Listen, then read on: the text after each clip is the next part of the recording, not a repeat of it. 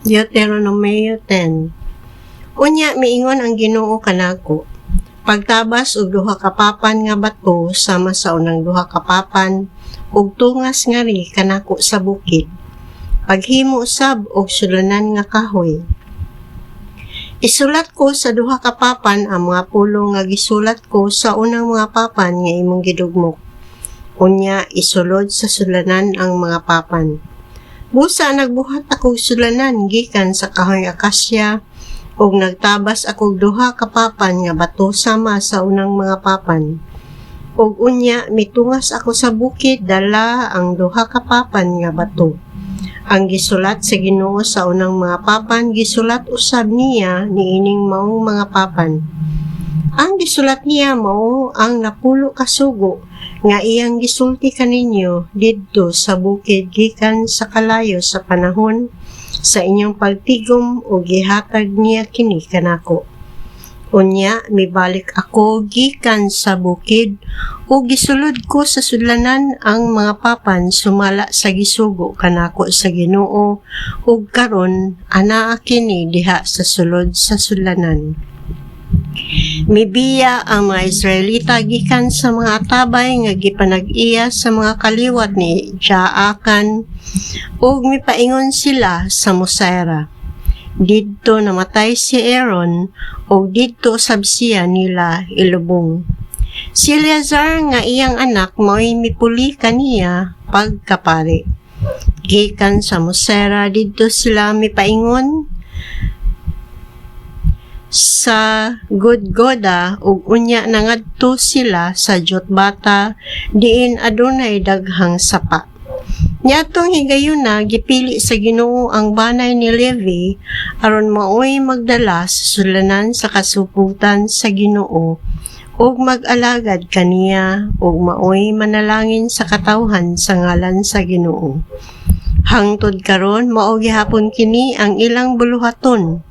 Tungod niini ang mga Levita walay bahin sa yuta nga madawat dili sama sa ubang mga banay kay ang Ginoo man mismo mao ang ilang bahin sumala sa gisaad sa Ginoo nga inyong Dios. Nagpabilin ako sa bukid sulod sa 40 ka adlaw o 40 ka gabii ingon sa akong gibuhat sa unang higayon.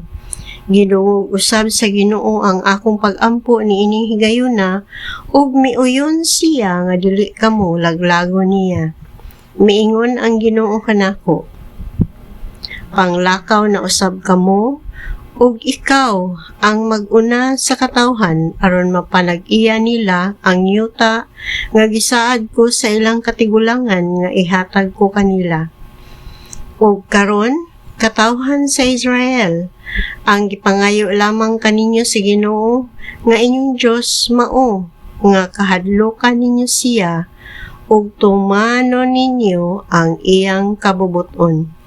Higugmaa ug alagara siya sa tibok ninyong kasing-kasing ug kalag ug tumana ninyo ang tanan niyang mga balaod nga gihatag ko karon kaninyo alang sa inyong kaayuhan. Iya sa Ginoo nga inyong Dios ang tibok langit, ingon man ang yuta ug ang tanan nga anaa niini. Apan gipili o gihigugma sa Ginoo ang inyong katigulangan labaw sa tanan, ug kay wala naman sila kamo na usay gimahal niya kay kamo kaliwat man nila. Busa putlian ninyo ang inyong kasing-kasing ug ayaw na kamo pagpagahi sa inyong ulo. Kay ang Ginoo nga inyong Dios, Dios sa mga Dios o Ginoo sa mga Ginoo, ang gamhanang Dios nga angay tahuron. Dili siya magpabor sa iyang paghukom ug dili mo dawat og suborno. Hatagan gayud niya hustisya ang mga ilo ug mga biyuda. Gihugma niya ang mga langyaw ug iya silang hatagan og pagkaon ug bisti. Busa angay usab ninyong higugmaon ang mga dumuduong nga nagpuyo tipon kaninyo. Kay kamo usab nga dumuduong man kaniadto didto sa Ehipto. Kahadluki ang Ginoo nga iyong Dios o siya lamang ang alagari. Ayaw kamo pagbulag kaniya og himua ang inyong mga panumpa diha lamang sa iyang ngalan. Dayga ninyo ang inyong Diyos nga nagbuhat alang kaninyo niining katingalahan ug makalilisang nga mga buhat.